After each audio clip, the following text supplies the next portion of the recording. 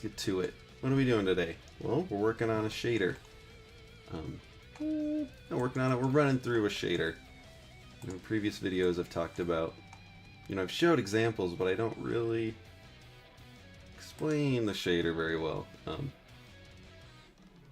If you have experience with shaders, then a lot of it, you may understand already. But even if you do, you might not totally know. Nothing I do hasn't been done before. It's just, you don't necessarily see it that much. I don't know. But we're going to learn about it today. Why I like it. It's one that I built. Let's get to it. Step 1. Let's look at this here. So there's two sort of starting things with this shader that were important to me. First one is that it's a gradient map.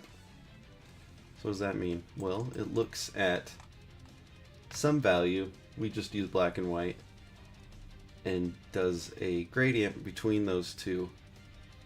So, okay, what are you saying here? Like, if you have experience with Photoshop with gradient maps, I'll just show it here.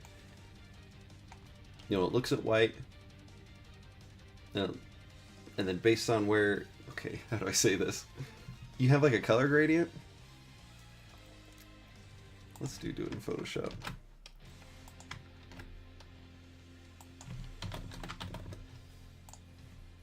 You have a color gradient.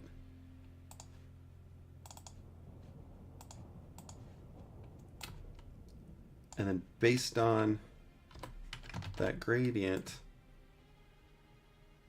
it draws colors instead of just the value there. Whoops. Gradient map. So here, it's looking at white, to black. You have on this side. Did it switch? Yeah, it did. It's kind of funny. So we'll do this so I don't get confused. So we have white here. And so now, like wherever it's white, it's going to draw red. And then here, sorry, this took so long to explain. Where it's gray, it draws white. It's just a really powerful way to do colors. I use it a lot in my texturing and like all my art now. It's really, I don't know, I hate to use the word lazy, but it's so strong, it feels lazy. So anyway, I do that in my shader too. So here we have, take a look at this material and Unity. We have this. It's just like a soft sphere, goes from white to black, but it also has an alpha in there. And so that's like the other part of it. It's a pre-multiplied shader. If you don't know what that means, it, instead of doing like an alpha blend, I don't know, look at pre-multiplied. Like, someone can explain it better to me. But what it means for us is that we can go from additive to standard alpha blending just on the fly here. So right now, we've turned our alphas up all the way. So now it's like opaque. It's the standard sort of blending you might think of. You can see it's kind of like hard or solid. It's not very glowy. I mean, it is because of the nature of the texture in this. But so here it is regular, right? You just have this blue here. You have a gradient map from blue to, this dark magenta here. If I turn it up, it'd be like that. But it's also fading out based on the alpha. So the actual nature of this texture, where did I have it? Is that it goes from white to black, but it also has opacity where as it gets darker. And we use that as well. Anyway, what pre-multiply does is that it blends a little bit differently. So if you take away the alpha, rather than going translucent, it goes to additive. Again, it's kind of hard to see, so we'll turn up the intensity here. So that lets us you know, blend between those two. A lot of things you'll see is like an explosion, where it's like you'll start with like an additive blend.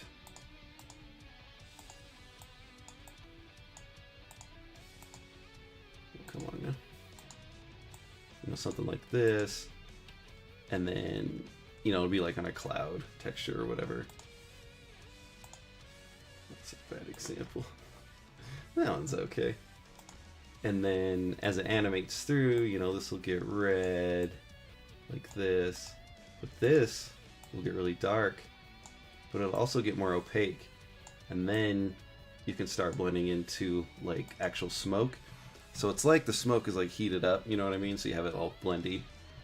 And then as it fades out, you know, it gets dark like this, and it gets more opaque. And then from there, we like actually fade it out. I don't know why that keeps happening like that. But we also have an intensity value that we can just use too to fade it out.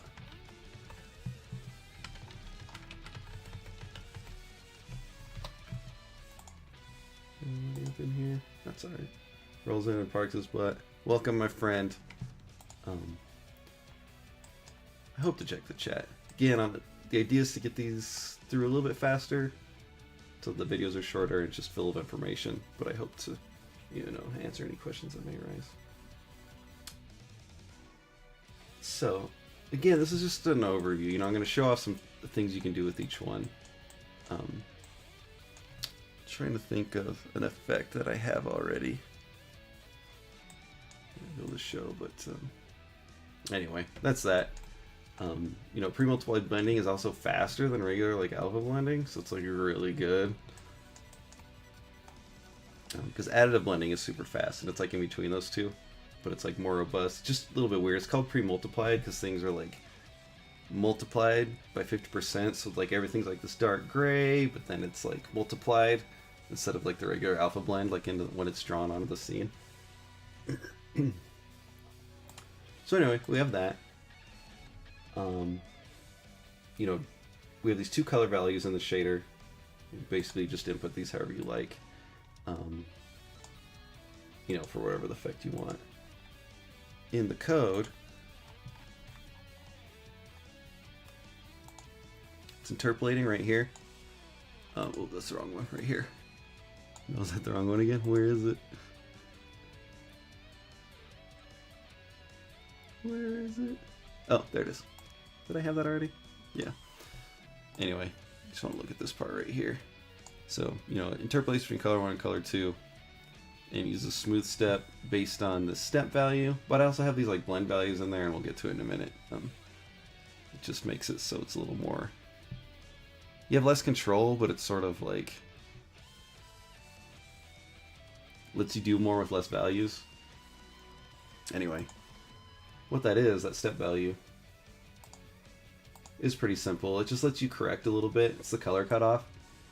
So, you know, you could make this more robust. So basically, if the cutoff is higher, it's, you know, more of that red is going to come through.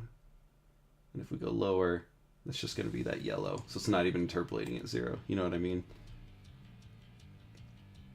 And it just lets you correct a little bit. You can actually animate that too. So if you want an effect like that, that's an option for you. So next thing, I'm surprised I don't see this more often. And it's not like I have like a ton of experience with other folks' shaders, but it's an intensity value. And again, it's a thing that lets us kind of do a lot really quickly. And it's really basic. All it is just multiplying it. It's literally just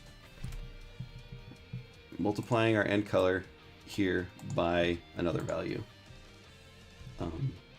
It lets us do a ton of stuff. And again, it's super basic. You know, you can just really heat stuff up like this as we bring up the intensity. It lets us fade things out real simply. It lets us animate colors. You know, like if we had an animation, we want it to like fade out to like cooler colors like this. We have something like this going on.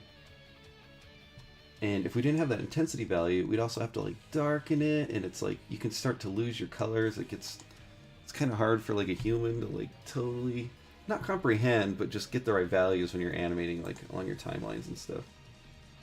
But with the intensity thing, we don't have to worry about that because it's a whole separate value. So we can keep these values vibrant, so we know, okay, that's going to be red or blue or whatever, and then we can just fade it out. It's super easy. Again, the other end of it just let us like really blow stuff out. So the other awesome thing about that I really like, I talk about this one a lot. So like when you're like fading stuff out, again, you don't want to just like darken it and go out like that. Let's even make it opaque to show, like, you necessarily want to go dark like that. I mean, that's a part of it, right? We're getting darker. But you'll hear me talk about hue shifts a lot. You'll hear every artist talk about it because it's really important. So like when you have, you know, stuff cooling off or like going into shadow, you don't just want to add black. You want to do like a hue shift. And with the intensity value here, we don't necessarily even have to animate our colors and get a hue shift. Like you can animate the colors of the timeline. You know, we could go from like a white here like this, and then it goes to yellow, and it goes down into orange like that, and sort of fades out or whatever. That looks really nice. But what we can do instead is sort of start with those values. It's going to be these really dull values. But with the intensity, you can really ramp it up. Let's, why does it keep doing that? Let's add a little bit of white. Get more like that. And so now, let's get my right here. Bring that down a bit. We just have this one value to do, and we get that hue shift. We can make that better. So we intense it up. You know, it's pure red down here. Even go a little bit nutser. Like that. Here's we wrap up the intensity. You know, we get that yellows, and it's just one value. It's really handy. It's really cool. Oh man, I just clicked on Reaper. Sorry. Reaper, I'm sorry. I do plan on buying you. This program's really good. When I do a... Really? It's going to make me wait?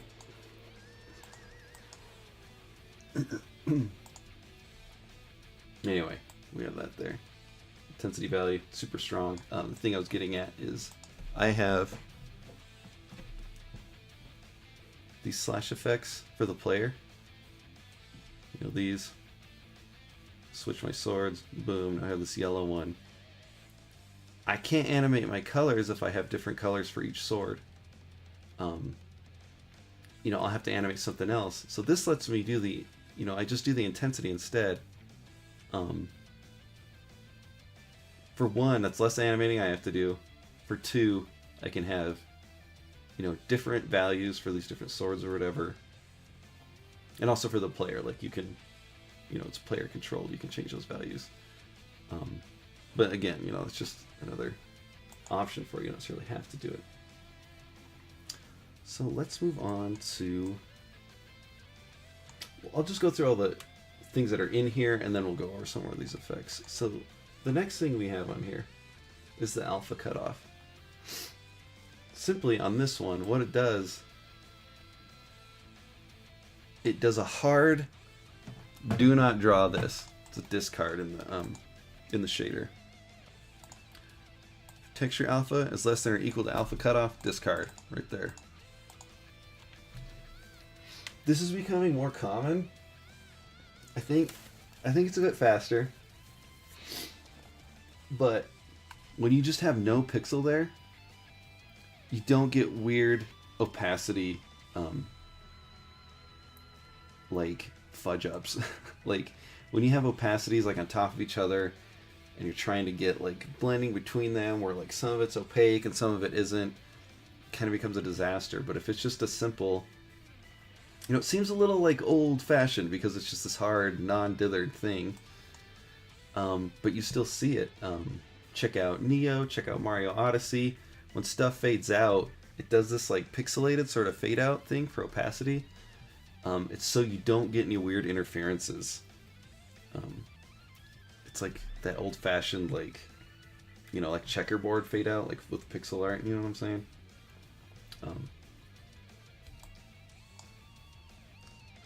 And you'll see it a lot in like, I'm gonna stop this for a second, and I had it queued up.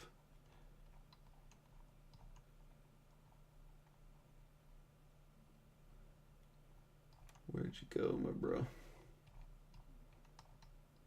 You see all my interests. Wasn't it right there? Gotta mute this. Don't want to get in trouble. Please don't get mad, Bandai. They got super mad one time. Should just had it still. Should have had this queued up. You'll see it a lot, like in the Naruto games and stuff. They're using that same hard cutoff right here. There's also a glow effect on top to soften it and just make it look dope. But it's because they have all these like smoke effects like flying all over the screen. And if those were like opaque, you would get weird interactions. See, you can see they use this hard cutoff right here. Maybe hard to see in this video. Just trust me, I guess. See it in the new Dragon Ball game, which I'm super pumped about. That was a really good instance of it right there with that smoke. Again, it's like you have all these crazy effects like flying over the place. They don't interact well if they're doing like alpha blending. So instead we do that. It also matches the style more. But that's why you see that a lot more often, like recently. I used to hate it, but then I understood like the benefits of it. I don't even necessarily use it for that much, but I understand it now. Grab this. Get our beats back. Oh, really? You're gonna put us back here? I don't remember where we were. How many minutes in are we? Can I see? Anyway.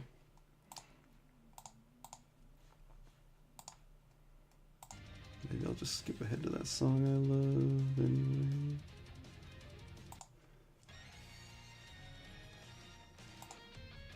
Maybe we've been here. So anyway, alpha cutoff, that's that. Not too exciting right here. But on other effects, this like smoky effect here, this is even exactly how they're doing it. We can give a better example of how, like what I mean is that one piece example. So we'll grab this. I hope it's kind of hard to see. Let's bring it in a little bit more. Get that out of the way. So this like smoky effect here.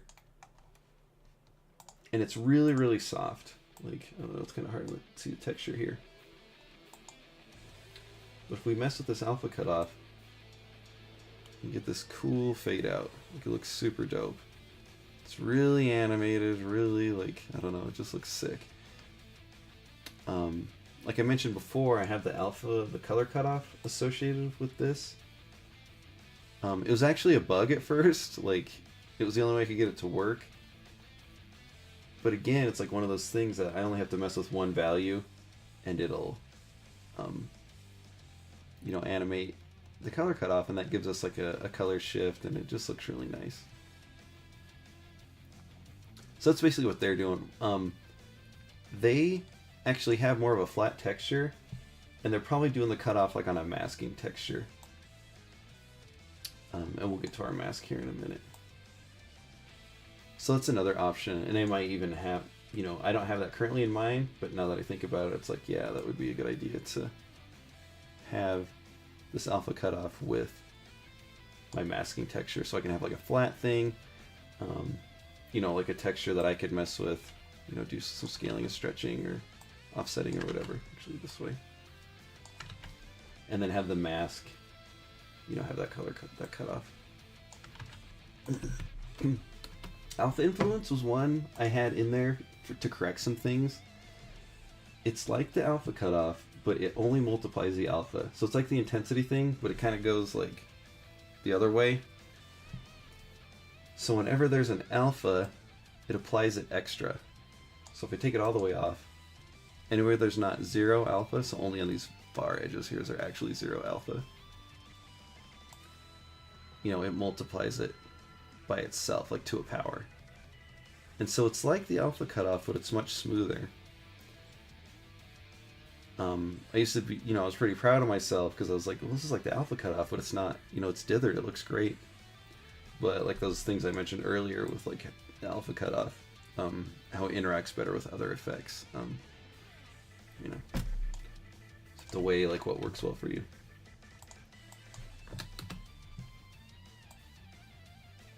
Again, that's just like a nice way to do that. And you can kind of combine these two so it gets like a little bit harder, and then you do like the alpha influence instead.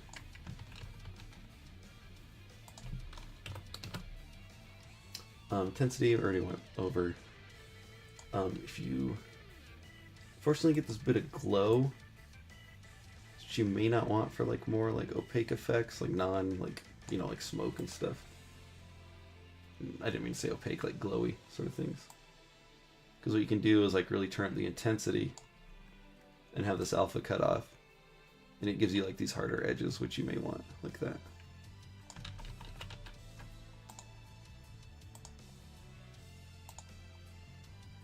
So let's see, emission stuff. We talked about in the previous video. It's in the shader, which will be uploaded, but it requires something from the asset store, or your own implementation where, you know, it's called MK Glow. It's on the Unity asset store.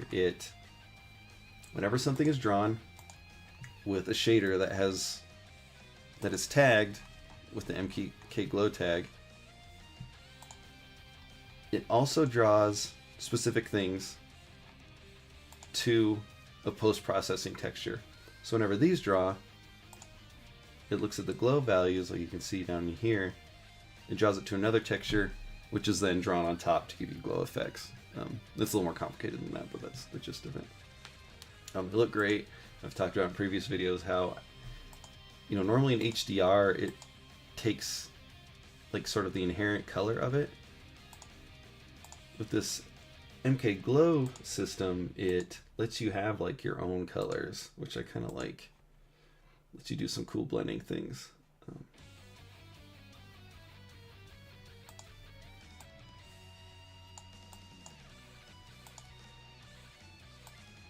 You know, we can do this instead.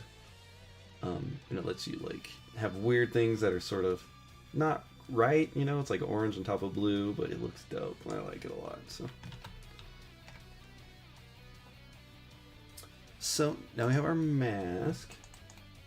Masking, I only recently implemented it, so I didn't even have like that, you know, the alpha influence stuff for it. Basically, it's what you think it does. It masks off something. So if we didn't have the mask on here, whoops, let's take the mask off. You know, we have this like cloudy texture here.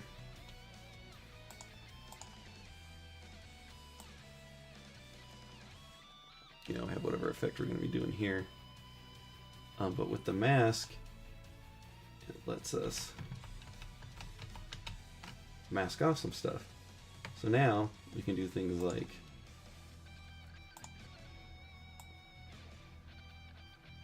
you know, go through this texture, you know, animate the UVs here, but it keeps its shape.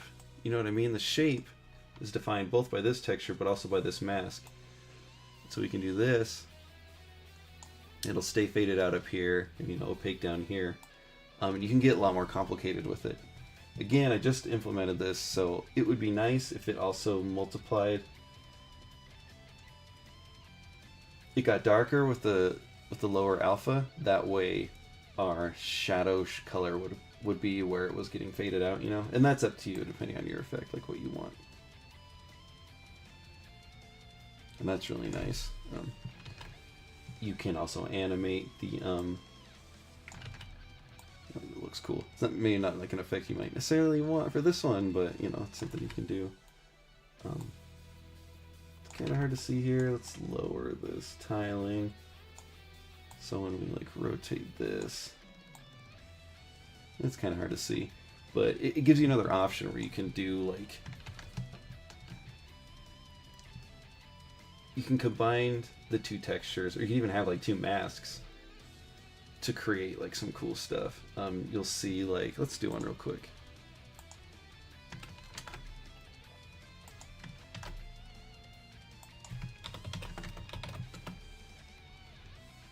This will show you how I do like a basic texture for this too. You want a back background, grab, no hardness, super soft brush. We're on a new layer, which I forgot to do.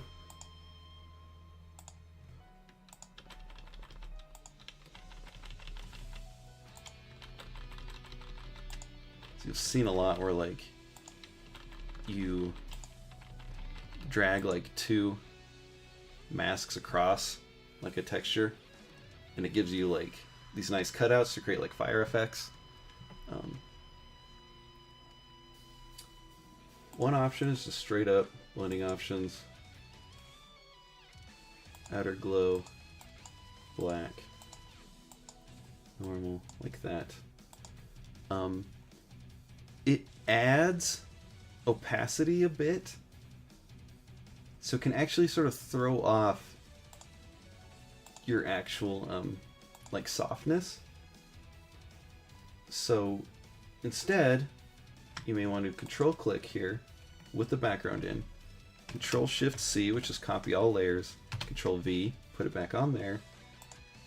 Now when we take it off, it's like this. You can see compared to this, you can see like the edges here, it's adding value, unfortunately. Not value, adding opacity. But here, it'll keep, I don't know if I explained very well here. Control click in here, and that will select that layer. And then again, control shift C, control V, and that gives us this. Get rid of that, control S. We'll do cut mask.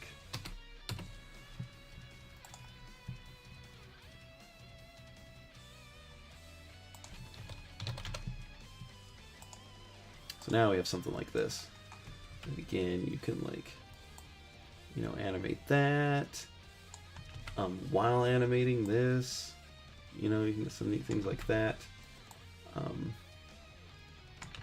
This isn't the best effect, but one, again, that you'll see a lot is like a lot simpler, like just like a few spheres, but then like another one, and you kind of like pass them by each other, going up like this. And it gives you some cool like cutout stuff. So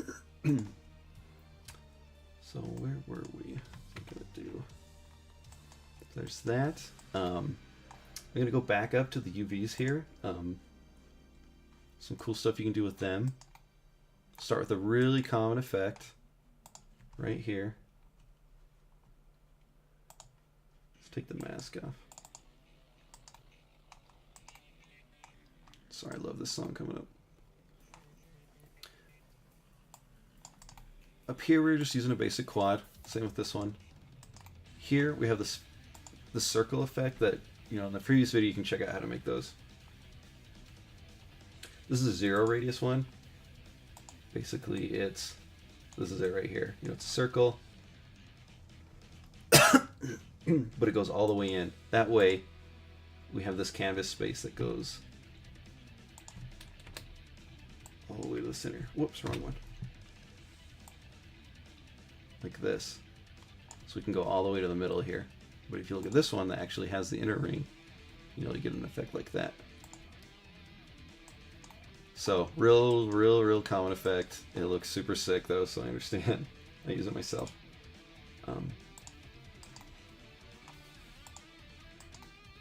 Start here.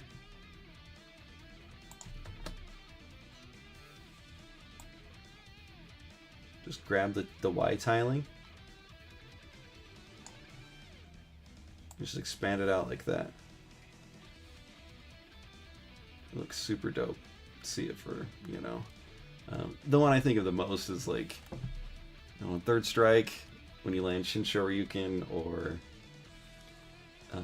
Makoto's Seiichi something Godanzuki, and it's like just a super huge impact, you know, like a shockwave effect, like boom, like that. Along with that, you may want to, you know, make it bigger, like this. The feeling of this comes from the fact that it's expanding outward, but also getting thinner. And we do that with the tiling here. And so if you look here, all these ripples are being added. That's because it's actually tiling. You know, on the Y value, it's adding that over and over. But in here, it's actually set to repeat, but I'm going to explain myself. If you're not using the shader, you'd want it set to clamp. We fix that in the shader, so we can have both. And the reason is because on my like slash effects, I like to be able to tile. It's not set to repeat. In runtime, it actually works, but here we go. So it repeats this way, but clamps this way, because I like to get these like fade out effects.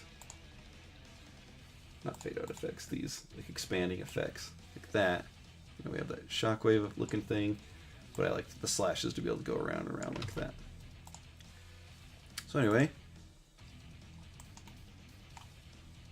you can, what I was getting at is, you can just start like this, which is what you may want to do. You can also mess with the offset a bit if you need to. These values are not going by huge values. Do that.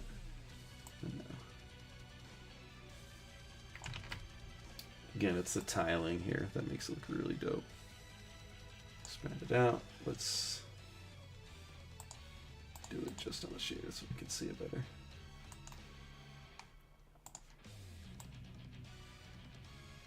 It's like boom, like that.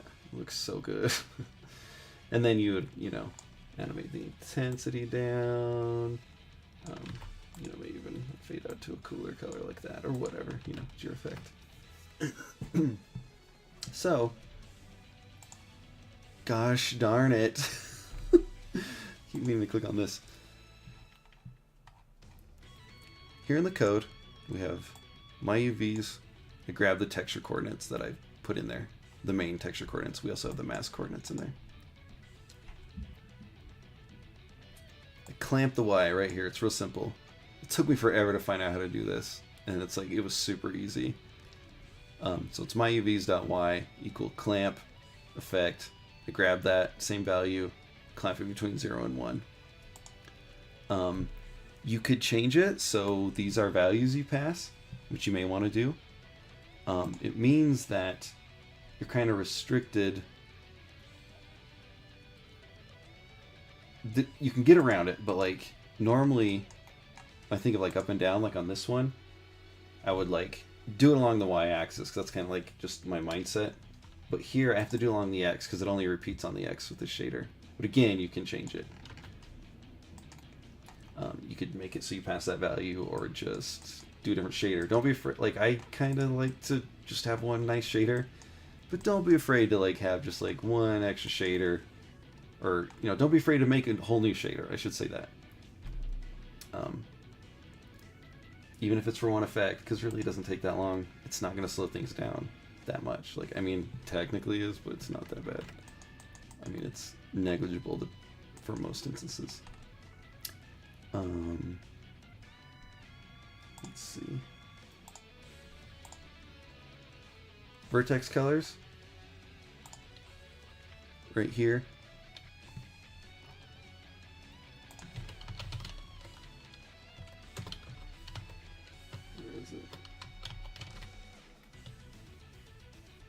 V-dot color right here. So here, we set our color to the vertex color as well. This is a new implementation because I had my own particle system, but I finally came around to the Unity one. It still has some restrictions I hate, but it's just so good otherwise. This just makes it so I can pass colors in the particle system, because that's how the particle colors animate. It just does the vertex colors. It's really fast, I'm guessing. Trying to find an effect that I have. Let's see.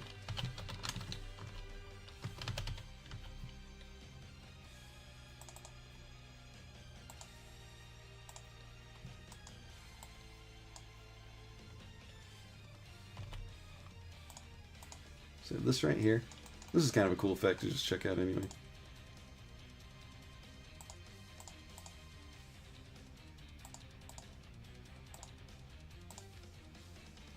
Finish up. Let's bring that in here. The reason I'm doing it from that weird view is so we can see the glow effect on it too.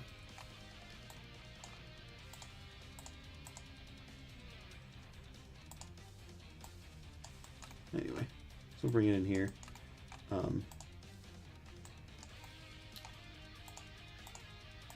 Most of like what I do here is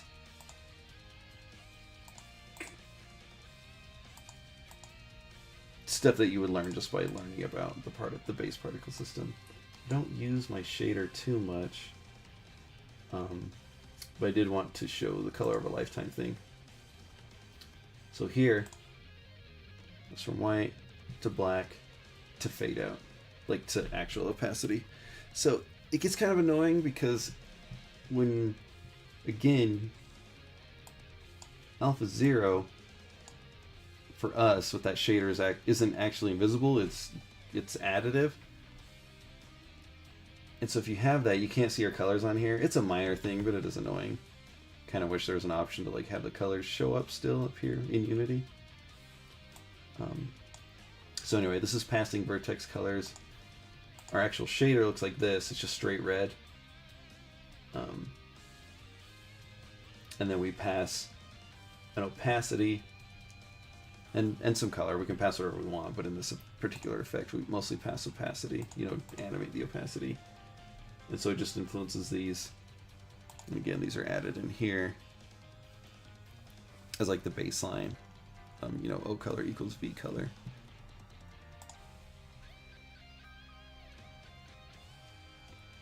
I used to have it so I would like animate alongside it. It's kind of annoying. I really wish the particle system could just grab some attributes, just have some built-in animation stuff. Might just be too hard based on like how the particles work, how they simulate. So vertex colors, let's see here. Gradient map. Masking. Got that, got the clamps. Oh, that's another thing. Again, like the intensity value is so nice. So if we go intensity 1, let's grab like this green here and this like orange or something. You can see it's getting really muddy, kind of gross, getting really neutral. Especially if these are more opaque. Might be easier to see. One of the problems that happens is that, let's do it on here. Let's see. UI.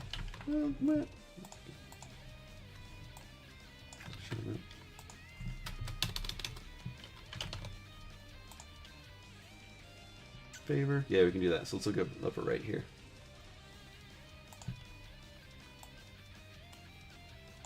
Let's do like a red, like this. Go into like a green or something. Right in here, it's getting real neutral. We're passing across the center of the color wheel. We're getting, complements create neutrals. It creates gray because we're going straight across the color wheel. But what the intensity thing lets you do, this is a different shader. It's a similar one for my UI. Amp that up a little bit. All that gray goes away. All that muddiness goes away because it's like it's pushing it harder. You're getting a new hue in here, but it looks much cleaner. It looks super good. As an alternative, you could pass textures for your gradient map instead. So, you'd have this, as your map key, you know, your value key. And instead of having these just single colors, you could pass another texture. So it's like, as this read from light to dark, it would read, you know, from left to right or whatever on a color. Like you would pass basically a texture that was like these colors. And then you could have the intensity and stuff in there still. So anyway, it's just another reason why the intensity thing is so good. I hope to make it so when it's negative, it subtracts. I haven't been able to figure that out yet. It would be really good to have some real, like, heavy darkening effects, like some crazy, like, shadow stuff coming in.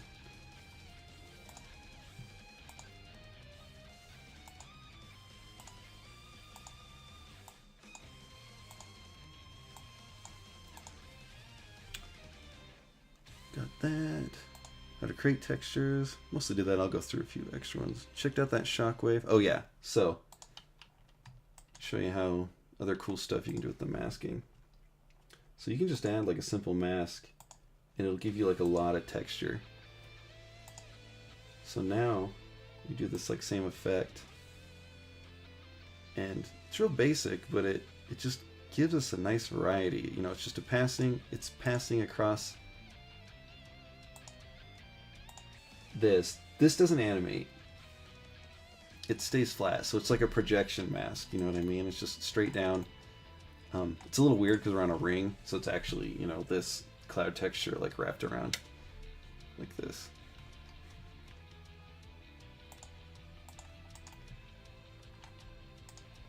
Sorry, it's got a little too huge. Bring it back down.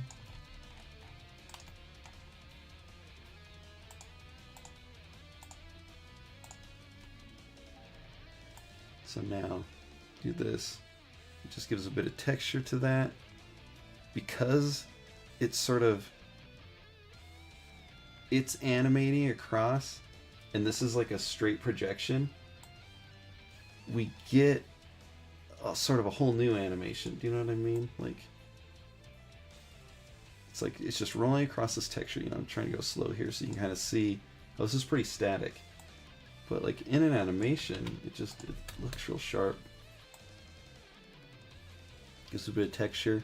And if you like, you can do additional things where we offset that. You know, you could animate a little bit like this. That would look really tight. You know, it's like the clouds are sort of, you know, we're expanding outward like this, but they're also rotating a bit. Why isn't it doing it now? Oh, keep doing the wrong one. This one. Like that. You know, as this goes outward, it would look really sick. And it's just two values. It's doing so much real simply.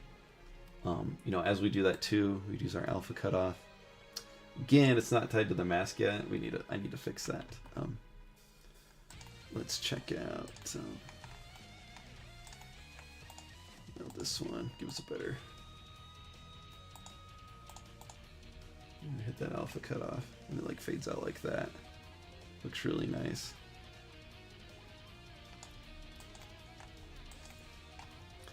You can get a bit of chaos because of how, like, what am I trying to say here? You can almost create like a randomness, like chaos in a good way. By messing with your mask things, you can just offset that a little bit, just to create variety. You can see as we do this, we're getting some weird stuff. This particular one might not be desirable, but, you know, shows you that by just having a mask on there to sort of like ruffle the feathers, I guess, of like the normal texture. You can get some cool stuff.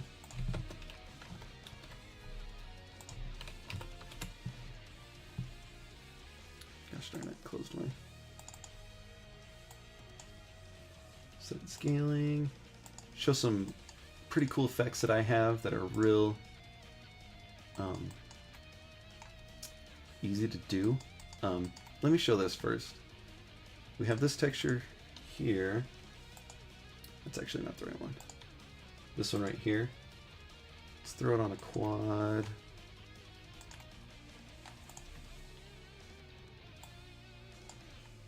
So it's like this, sort of like a fiery texture. You know, I took a lot of like these spheres here expanded them out, you know, just stretched them out like this. I did a little bit more, like, you know, taking each one and stretching it out at a different rate, you know what I mean? So, but that's basically it. It's pretty standard, looking like fiery thing. Just coincidentally, I ended up using this texture for like a ton of stuff, because, you know, combining your textures and your masks and your different meshes, you can get so many different things. So here, this is that same texture on that circle mesh, and now we have this cool like sunburst thing. I use it as a projection effect, where I project this on the ground here. So it's like you slam your sword into the ground and like you get this like cool like tremor or whatever, or you know, like glow coming out. You know, we can animate this, you can get these like sunbeam effects. These aren't perfect examples, but we'll show you some cool ones. You can do that. Again, normally it repeats like an actual runtime. Here, you know, it's that same one, but it's like, you know, it doesn't have the inside there. You have stuff like this. Have like a mask on there, doing that same thing. Rotating that around, you can get some cool like fiery sort of things. You can go the opposite direction. Gonna give it to me. How did I get it last time? I did something really cool last time by accident. Do I need to have this on repeat? I might need to.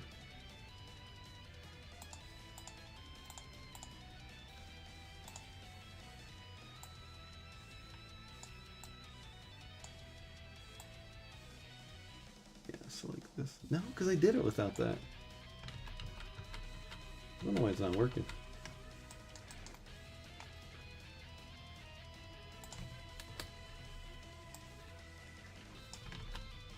Did this fix?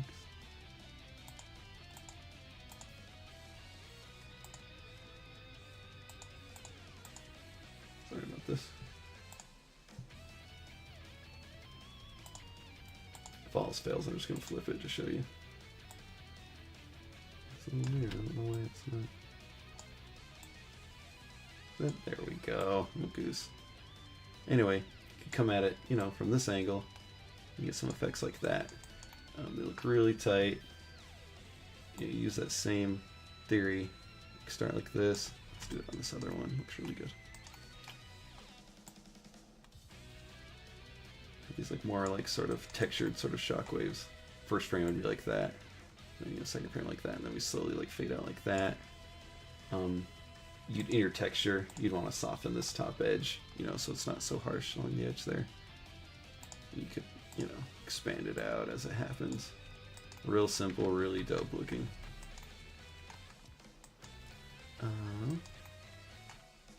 Had that. Had this little. I'm actually not going to use this in the final game. And I knew it was like a bad idea at first, but I wanted to do it because it looked dope. I'll use it for some other effects, but this is like a targeting reticle. When you, oh come on now.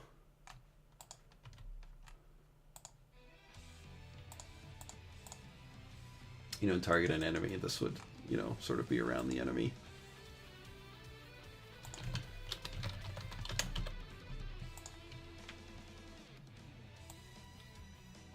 But when it's not on the enemy, you know, it starts like this. And then as that enemy is selected, it goes like that, does this cool like, you know, lock on sort of animation. The texture itself is pretty simple. It's actually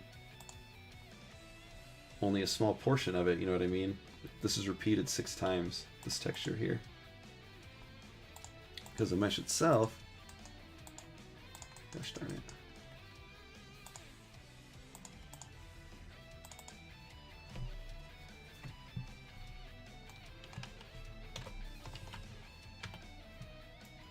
Special in that it's repeated. It goes all the way across, but it's like all the way across is only a few of these. Do you know what I'm saying? And so as we tile it along this single value here, or offset it, we get this animation. So you can get cool stuff like that, like drawing effects. You know, like you could have some like lines running along the ground. I don't know. I'm sure you can think of some stuff. Wanted to show you an effect that was really simple. It turned out super good. This is treasure opening effect. Let me get these out of the way.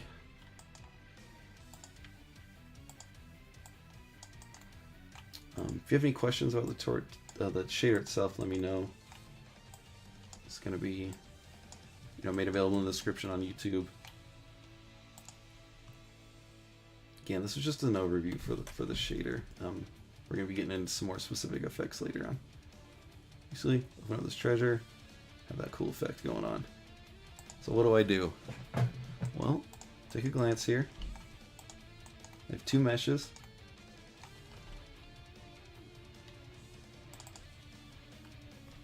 Straight here, just goes straight up. Really simple unwrap. Just goes all the way around, goes all the way across. I contour to the texture itself, or to the model itself. I grab that model, those verts, and made a new effect. Same here with the outward ones.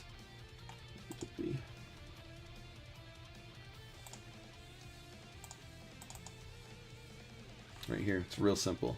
It's like that circular one, only I did it more square to match the treasure chest.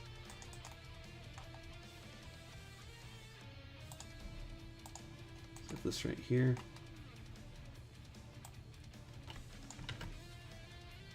Oh, my intensity is at 0. Just pump that up. Basically all I'm doing, going from 0 intensity to a higher intensity to a lower intensity. And then I just sort of rotate a little bit along this X value here. That's all I do. And because of the texture itself, the intensity sort of makes it grow out and then shrink back in, because the texture is that way. It just has more opacity up here and then fades out. And then I just sort of slide it along those UVs with the where'd the material go? With this right here, like that. Real simple. Looks really, really good. Yeah. There's a lot of ways you could do it. You could do it like with the mask instead. Again, you could have another mask going alongside it, and it would have like beams crossing over each other. It would look really tight. That's stuff that you could add yourself. But that about does it, I think. Again, it's mostly about the shader. I guess another thing to note is that it draws on both sides. There might be a better way to do it, but basically I cull the back and draw the front, and then cull the front and draw the back. This shader just happens twice. So I was running into issues where, these circle meshes would draw, like I've mentioned in another video, where like the back side would draw on top. So I had to do some stuff, a little bit of a workaround there so that wouldn't happen. Looks like I fudged up my texture a bit there, like the default, so I gotta fix that, or my material. Back it up.